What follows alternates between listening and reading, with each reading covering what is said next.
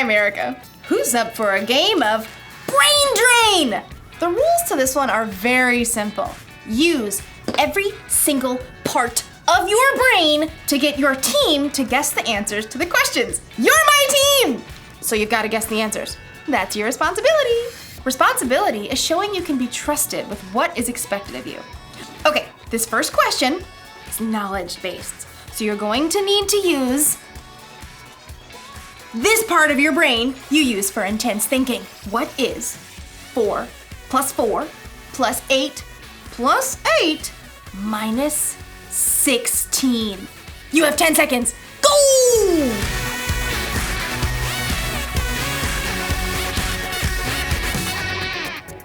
Carry the 1. Okay, time's up! Here's the answer. 4 plus 4 plus 8 plus 8 minus 16 is 8! Did you get the answer? Did you get the answer? Huh? Who got it? I'm gonna say you did. Next question! Okay, so this is an artistic question. You'll need that creative part of your brain right here. Using the enclosed clay and drawing pad, get your team to guess the following phrase. Okay, I can do this. Go! Huh? Oh, what? Oh, what? Do you get it? It's a dime a dozen. A dime a dozen, a dime a dozen. That's the phrase that means something is so common, you can pretty much find it anywhere. It's a dime a dozen. We're rich, I tell you. We're rich. Oh. Let's do another one. Ooh, this one's a performance card. I like this one. It uses that part of your brain that gives you courage. Right here to act on stage or sing. Here goes.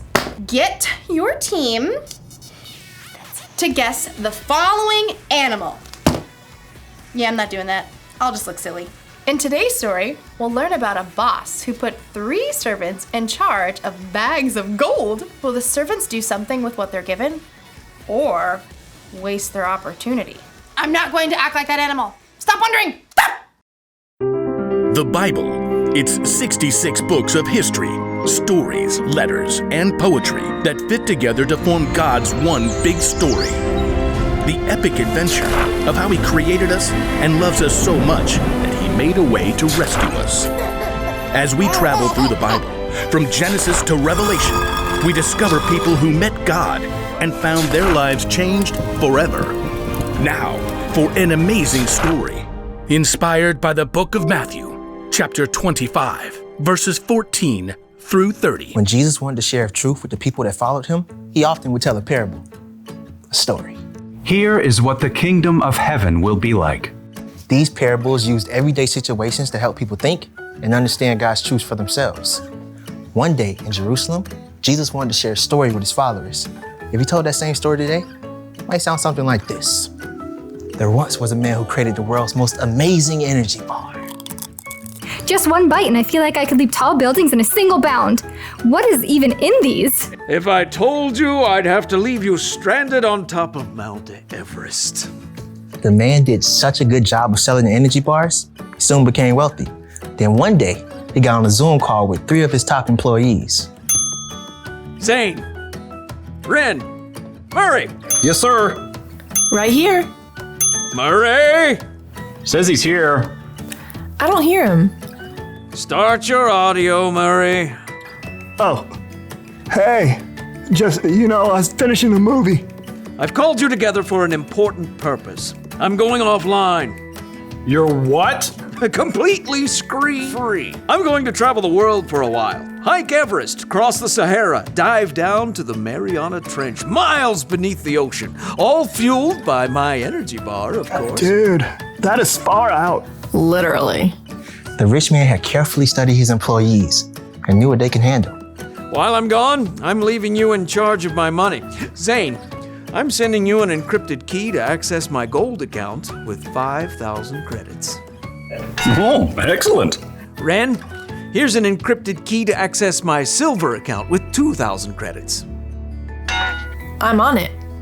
Murray, check your inbox for an encrypted key to my bronze account with 1,000 credits.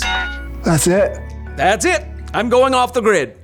Immediately, Zane accessed the money from the gold account and put that money to work. He hired scientists and designers to create a suction shoe that would keep a rock climber from falling. I call it the fly shoe. The fly shoe sold as nearly as fast as the energy bar. Zane soon made his money back, and more. Ren, meanwhile, made excellent use of the money in the silver account. What does every adventurer need besides fuel and shoes? A friend. So Ren invented a robotic hamster that could travel anywhere an explorer can go, from the highest of mountains to the deepest ocean trench. Soon, robotic adventure hamsters sold as fast as toilet papers. So that left only Murray, who sat looking at the bronze account on his computer screen. Only 1,000? It's like he expects me to mess it up. Well, I'll show him. Ha! So Murray took the money out in coins and stashed them in a giant bag. Then late one night, dug a hole in his backyard, stashed the bag inside, and covered it right back up. Great. Now all I have to do is go back inside and watch Netflix. After a very long time, the rich man returned from the wilds. Ah, electricity, internet. I have returned to the grid. Please accept my meeting invite. Zane and Ren hopped on the call immediately. Murray took a little longer.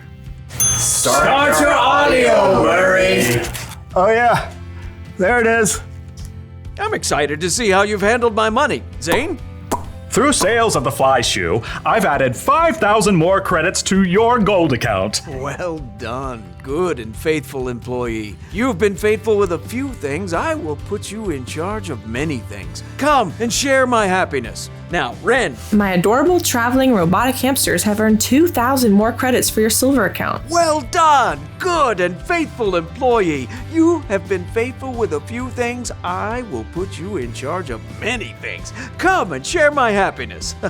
So, Murray. Yeah, hold on. Murray reached down and held up a muddy sack. He spilled the coins across the desk. How much is that? 1,000 credits. That's what I gave you. Yeah. Yeah, well, I knew you're a tough businessman. You make money even where you haven't worked for it. I didn't want you getting mad, so I just buried the money. See? It's all safe. Murray offered a weak smile, but instead of smiling back, the rich man went red in the face. You lazy man. If you knew I can make money even when I haven't worked for it, you should have at least kept my money in the bank where it would have earned a little bit. Sure. The rich man turned to his personal assistant and ordered. Take Murray's credits and give them to Zane, who already has 10,000 credits. Oh, and take Murray off my payroll immediately. The message of Jesus' story was clear. If you are responsible for what you were given, you'll be given more. If you wasted it, you end up with nothing.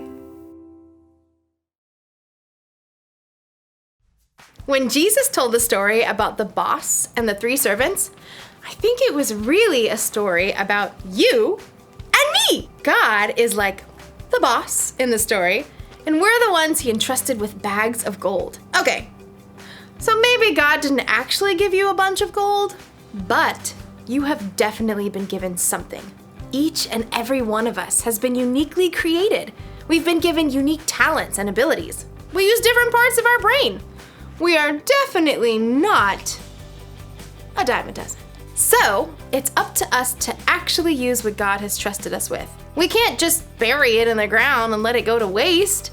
And I think it's even better if we use what he's given us to make a difference in the world, to love God, and to love other people. So here's the rule for life to remember today.